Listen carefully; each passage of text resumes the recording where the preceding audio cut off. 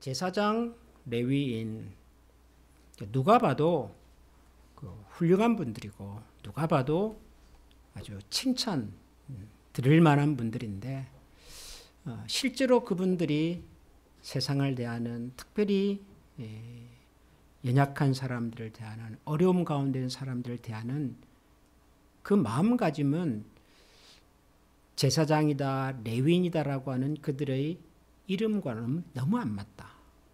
너무 다르다. 하나님 앞에서 예배를 잘 드린다고 하는 것이 뭔가 이제 그런 근본적인 질문을 이제 그 예수님의 이야기를 통해서 좀 해보게 되더라고요. 제가 우리의 신앙이라고 하는 것은 결국 태도다. 왜냐하면 태도라고 하는 것은 우리가 속에 가지고 있는 우리의 마음가짐이 밖으로 드러나는 거잖아요. 하나님 앞에서 우리가 어떤 태도를 갖는가. 사람에 대해서 우리가 어떤 태도를 갖는가. 심지어는 내 자신에 대해서 내가 어떤 생각과 어떤 마음을 가지고 있는가. 사실 이것이 핵심이란 말이죠. 여기가 고장이 나버리면 당연히 밖으로 드러나는 태도에도 문제가 있을 수밖에 없죠. 내 속이 고장이 났는데 밖이 온전하겠습니까? 우리의 심장이, 우리의 폐가 눈에 보이지는 않지만 어딘가 문제가 생겨버렸는데 우리의 손이, 발이 이게 괜찮아 보인다고 여러분 그게 괜찮은 거겠냔 말이에요. 그러니까 결국 우리가 세상을 살아가면서 신앙생활을 하면서 늘 관심을 가지고 들여다봐야 할 곳이 어디냐 그러면 우리의 이 속사람, 우리의 이 마음가짐.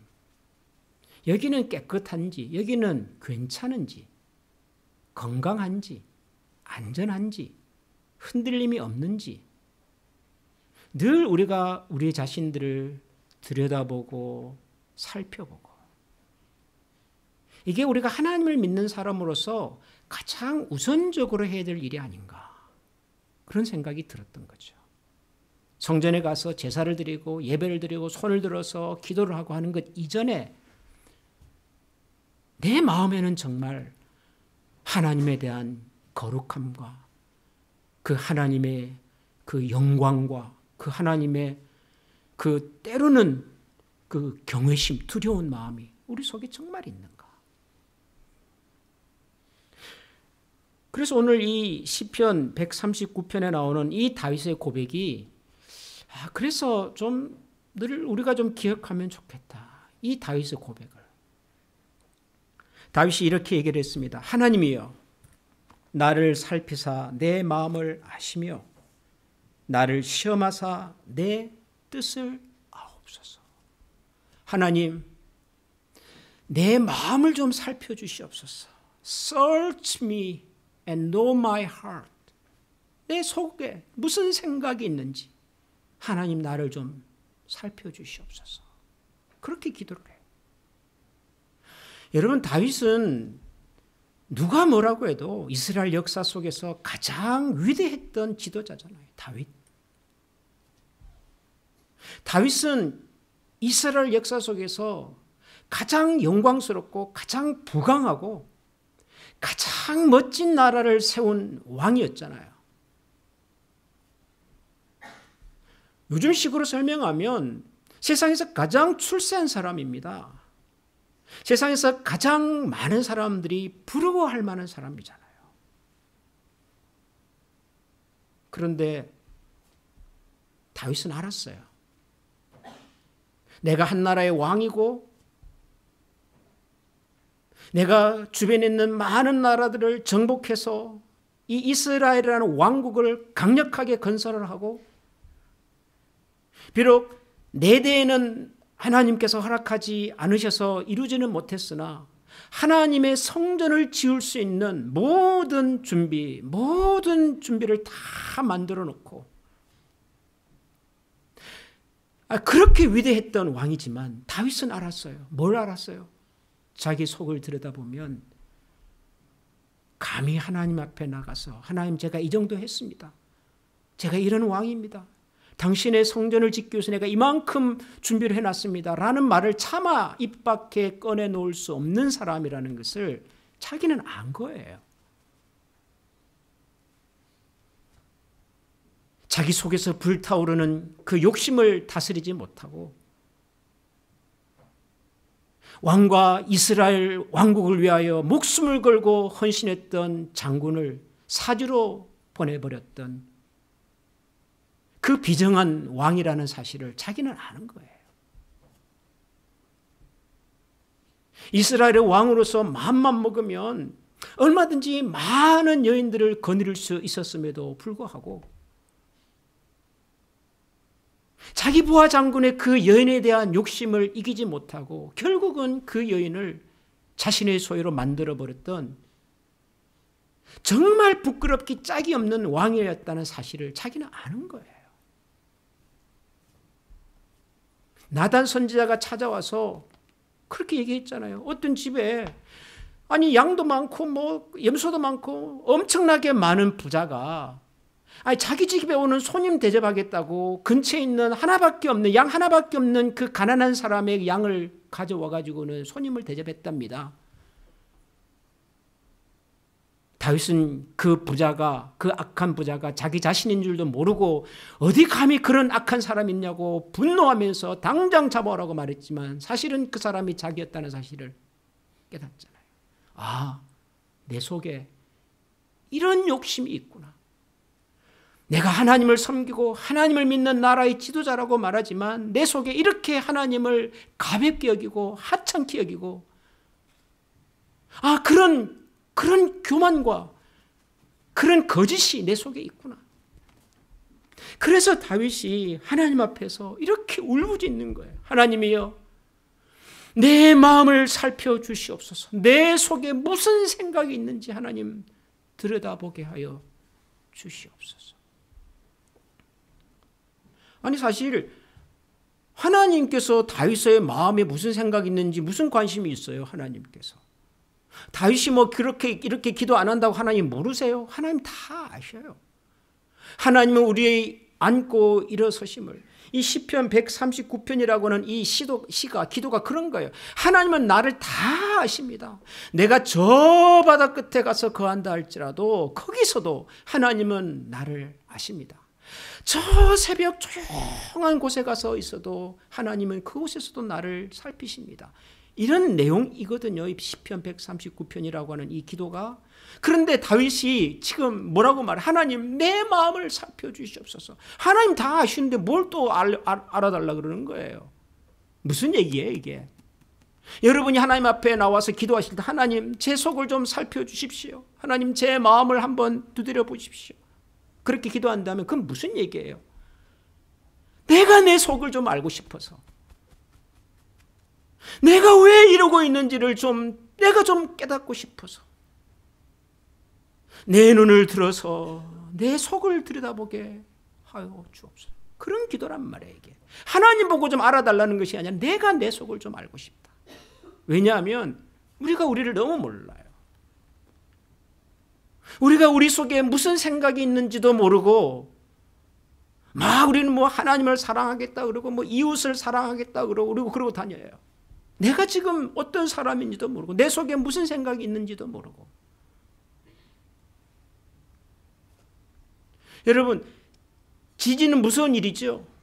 지축이 흔들리고 건물이 무너지고 길이 무너지고 그래서 사람들이 생명을 잃고 무시무시한 재난 아니에요. 지진이라고 하는 것은 지구축이 흔들려 버리는 거 아니에요.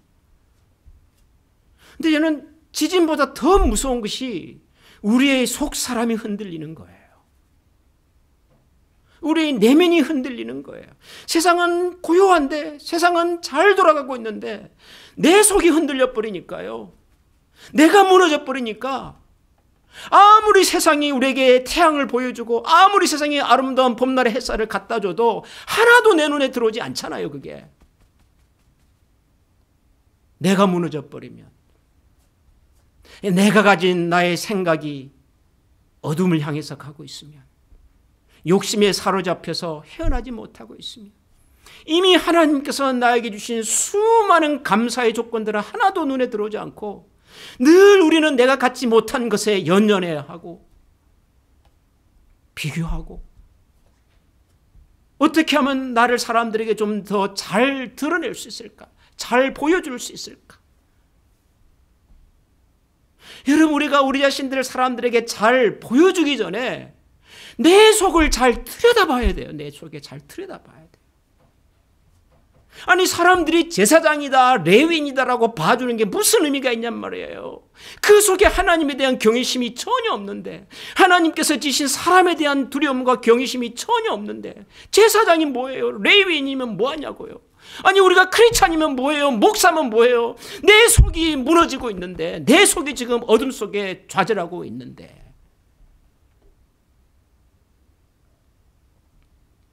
세상을 알기 전에, 하나님을 알기 전에, 그래서 내 속을 들여다보는 것이 우선입니다. 우선. 여러분, 우리가 어떻게 우리 자신을 들여다볼 수 있을까요? 여러분, 어떻게 여러분 자신을 아세요? 뭘 보고, 뭘 통해서 아세요, 여러분? 여러분, 사람의 눈이 어디에 붙어 있죠? 사람의 눈이 어디에 붙어 있습니까? 얼굴에 붙어 있어요, 그죠? 그래서 우리가 세상은 다 보는데 못 보는 게 있어요. 뭘 못 보죠? 내 얼굴을 못 봐요. 그렇잖아요. 눈이 만약에 손가락 끝에 있으면은 차라리 딱 들어보면은 내가 이렇게 생겼구나 알겠는데, 이 눈이라고 하는 것이 얼굴에 딱 붙어 있네. 아무리 나를 보고 싶어도 볼 수가 없어요. 그래서 어떻게 합니까? 거울 앞에 서잖아요, 우리가. 거울 앞에 서보면 거울 속에 들어있는 그 사람을 통해서 내가 이렇구나 하는 것을 비로소 깨닫지요. 그렇죠, 여러분? 여러분, 우리 스스로는 절대로 우리가 어떤 사람인지를 알 수가 없습니다. 여러분 생각에는 세상에 나보다 나를 잘 아는 사람이 어디 있어? 내가 나를 제일 잘 알지라고 생각하시죠? 죄송합니다마는 여러분이 알고 있는 여러분과 세상이 알고 있는 여러분이 다를 수 있어요. 제가 캐나다에서 공부를 할 때 아주 아프고 충격적인 경험이 한 번 있었습니다. 제가 공부를 할 때 한국에서 유학 온 한국 유학생들이 한 8명 같이 있었어요. 같이 공부를 했는데요. 다들 뭐 언어도 힘들고 공부도 힘들고, 그리고 다들 또 가족이 있어서 또 집에 돌아가면 또 자녀들을 돌아봐야 하고, 이게 늘 이런 어려움이 많아요. 유학생이라고 하는 것 자체가 그렇잖아요. 그래서 저희 지도 교수님 중에 한 분이 일주일에 한 번씩 학생들하고 면담을 해주셨어요. 상담을 해주셨어요. 그래서 교수님을 만나면 이제 학업에 대한 얘기도 하고, 또 어려운 얘기도 하고, 가정에 대한 얘기도 하고, 그러면서 유학하는 학생들의 가정이 좀 온전하게 잘 유학 생활을 할 수 있도록 도움을 주셨어요. 한 번은 제가 그 교수님을 찾아가서 이런저런 얘기를 하다가 제가 이런 고민을 나눴습니다. 교수님, 제가 우리 같이 공부하는 한국 학생들 사이에서 저는 좀 더 그분들하고 가까워지고 싶은데, 좀 더 친해지고 싶은데, 제 마음을 좀 열어놓고 좀 속 얘기도 좀 하고 좀 그러고 싶은데 그게 참 잘 안 됩니다. 제가 그랬어요, 교수님께. 그랬더니 교수님께서 저를 쭉 보고 빙긋 웃으시더니 뭐라고 말씀하시냐 그러면은 자네가 목사 노릇을 하려고 하기 때문에 그래, 그러는 거예요, 저한테. 그 같이 공부하는 학생들 중에서 물론 다른 분도 목사님이 계셨지만 대부분이 목사가 아닌 그냥 일반적인 학생들이었어요. 저는 목사였거든요. 저는 제일 안 하려고 했던 거가, 우리는 다 학생이니까 내가 괜히 목사 티 안 내야지, 이 생각을 제가 많이 하고 살았던 것 같아요, 그때. 근데 저는 제가 목사 티를 안 내려고 노력을 했다고 생각을 했는데, 저를 객관적으로 보신 교수님은 저보고 뭐라 그러냐 그러면, 네가 친구들 속에서도 목사 노릇을 하려고 그래 라고 말씀하시는 거예요. 제가 그 말을 듣고 너무 충격을 받았어요. 나는 정말 이렇게 안 하고 싶어서 정말 목사 티 안 내려고 노력을 많이 했다고 생각을 했는데, 교수님의 눈에는 제가 친구들 사이에서 친구로 역할하는 것이 아니라 목사 노릇을 하려고 한다는 것을. 여러분, 이게 이상하게 들릴지 모르지만 여러분 그런 경우들이 많아요. 어려서 폭력적인 가정에서 자란 사람들이 나중에 가정폭력의 가해자가 되는 경우가 얼마나 많은지 몰라요. 여러분 그 가정에서 자라면서 이 사람의 마음에 뭐가 있었겠어요? 나는 어른이 되면 절대로 저런 폭력적인 아버지, 폭력적인 어머니는 안 돼야지라고 생각하고 살았을 거예요. 그렇잖아요. 그런데 그런 사람들이 나중에 어른이 돼서 의외로 그런 가정폭력의 가해자가 되는 경우들이 많더라고요. 어려서부터 아버지가 알코올 중독에 빠져가지고 그 집안을 패가망신을 시켜놓은 것을 보면서 나는 절대로 어른이 되면 술 안 마셔야지. 그랬던 사람들이 오히려 어른이 돼서 알코올 중독에 또 빠지는 경우들이 많아요. 이상하죠? 나는 그렇게 안 하려고 하는데, 안 가려고 하는데, 나는 안 간다고 생각하고 있는데 누군가 객관적으로 나를 보는 사람의 눈에는 내가 여전히 그 길로 가고 있는 거예요. 이 아이러니를 여러분 이해하시겠습니까? 내 속에 무슨 생각이 있는지, 내가 뭐 때문에 이 일을 하려고 하는지를 아셔야 돼요. 나를 모르면 여러분 내가 보는 세상이 왜곡될 수 있어요. 내가 가진 나의 그림이 어딘가 삐뚤어져 있잖아요. 그러면은 내가 보는 하나님도 삐뚤어져 있어요. 저는 오랫동안 하나님 앞에 기도하면서 하나님 아버지라고 하는 말을 잘 못했어요. 우리 기도할 때 여러분 어떻게 기도하십니까? 여러분 기도할 때 하나님 뭐라고 부르세요 보통? 하늘에 계신, 사랑이 많으신, 자비가 풍성하신, 이렇게 우리가 하나님을 부르잖아요. 저는 오랫동안 하나님 아버지라는 말을 부르지를 못했어요. 왜냐하면 제게는 아버지에 대한 경험이 별로 없어요. 제가 그래서 좀 결손된 가정에서 살다 보니 아버지가 어떤 분인지가 비어 있는 거예요. 저 머릿속에는. 그러니까 하나님을 아버지라고 불러도 하나님이 막연하게 들리는 거예요. 이해하십니까 여러분? 아주 엄한 가정에서 자란 사람은 하나님 아버지라고 부르면 하나님은 엄한 하나님으로 다가올 거라고요. 아주 자상한 그런 부모님 밑에 자란 사람은 하나님 아버지 그러면 하나님 너무 좋고 항상 나를 이해해 주는 그런 분으로 다가올 거라고. 내가 가진 나의 그림이 하나님의 그림을 결정할 때가 있어요. 내가 가진 나의 자상이 세상을 보는 그런 렌즈가 되기도 한다니까요. 내가 건강해야 돼요. 내가. 내 속에. 다윗이 왜 이렇게 기도했는지 그러면 여러분 이해가 되십니까? 하나님이여 나를 살피사 내 마음을 아시며 나를 시험하사 내 뜻을 알게 해 주시옵소서. 내게 무슨 악한 행위가 있나 보시고 나를 영원한 길로 인도하여 주시옵소서. 사랑하는 우리 한매가족 여러분, 우리의 마음가짐, 나를 향한 나의 그림, 내 속에 있는 나의 생각과 깊은 뜻을 헤아려 볼 수 있기를 바랍니다. 겉으로 신앙의 행위에 너무 여러분 연연해하지 마시고 그 행동과 행위를 하고 있는 내 내면의 중심을 한번 들여다보시기 바랍니다. 저는 여러분들이 주일날 어디 안 가고 예배 같이 와서 같이 찬양하기를 바라고요. 수요일 저녁에도 같이 와서 성경 말씀에 대해서 깊이 같이 고민하고 듣기를 원하고요. 토요일 아침에 또 같이 와서 예배 드리기를 원하고요. 저는 그래요. 여러분들이 한 달에 한 번이면 목장 모임에 가셔서 쉐어링도 좀 하시고 좀 치유도 받으시고 그러기를 원해요.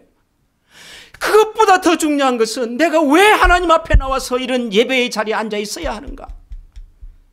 왜 내가 하나님의 말씀을 들어야 되는가? 내가 내 자신을 보고 싶은데 볼 수 있는 방법이 없잖아요. 그러면은 말씀의 거울을 통해서 보는 수밖에 없잖아요. 하나님 내 마음을 좀 들여다봐 주시옵소서.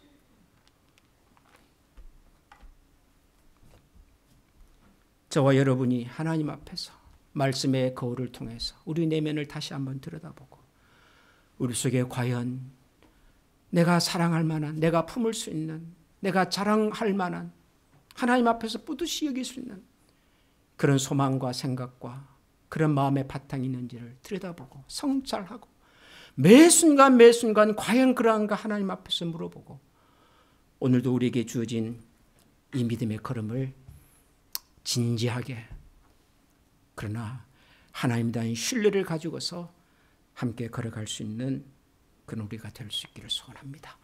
기도하겠습니다. 하나님 아버지 감사합니다.